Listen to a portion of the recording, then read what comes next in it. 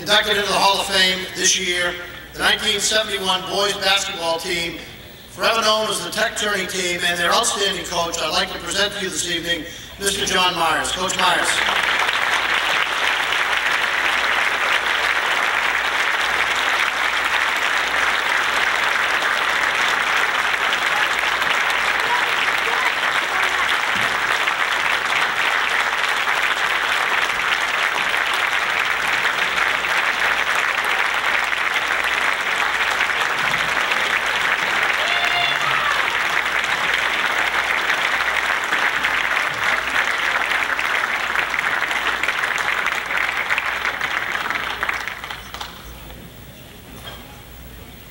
Thank you very much.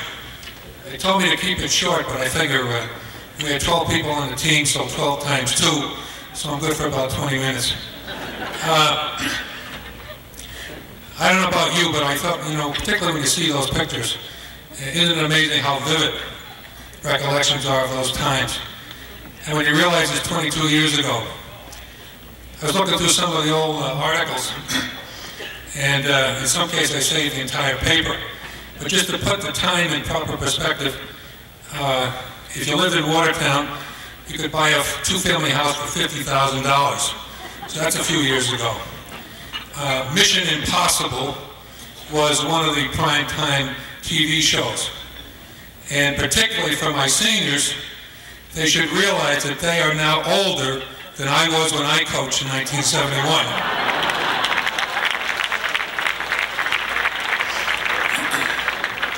In a lot of ways, this team really began the previous year. I see Pat Aubin here.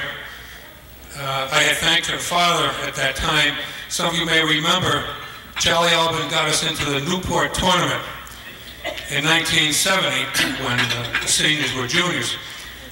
What was good about that was we played the first game against Providence Central, which had a winning streak of over 50 games. Some of you might remember Marvin Barnes, who played professional ball for a number of years. He was the starting center. The game got so bad, we lost by almost 40 points, by the way.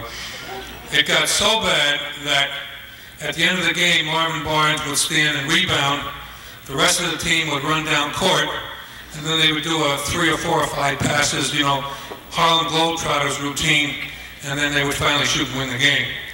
But the real key thing was the next game when we played Rogers High, again with those juniors.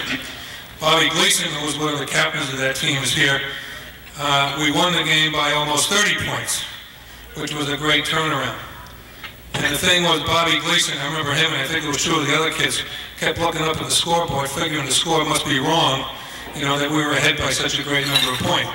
But I think the key thing was that really set the tone for those juniors who followed the next year.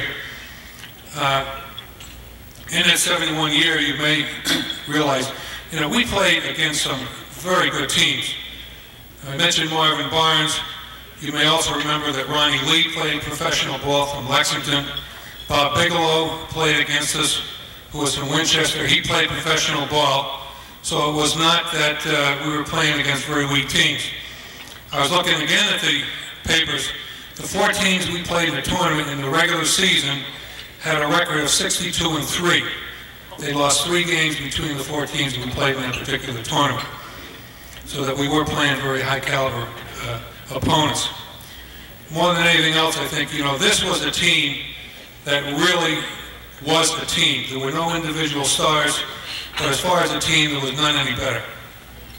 I think two things in terms of the games. I don't know about you, but I was pleased if I had to pick an individual. For those of you, I know many of you were there. All right, wasn't it great that Charlie Banakis made the shot with his brother Jimmy sitting under that basket? I don't know, those of you who were there, I'm sure will remember that. And also, now that we're all a little bit older, we know that we win sometimes, we lose sometimes, but think about the Watertown fans and the Watertown community. Has anyone ever had a standing ovation for losing the game against Lexington as we did? I think that really tells you the caliber of the people of Watertown. This was a period of time when I think time just stood still, all right, and that moment for all of us, both on the team, and for all of you people that were, many of you that were at the game and celebrated that game, will remember, I think, for the rest of our lives. Would the team please stand, and if you show appreciation for them, I'd appreciate that too. Members, would you please?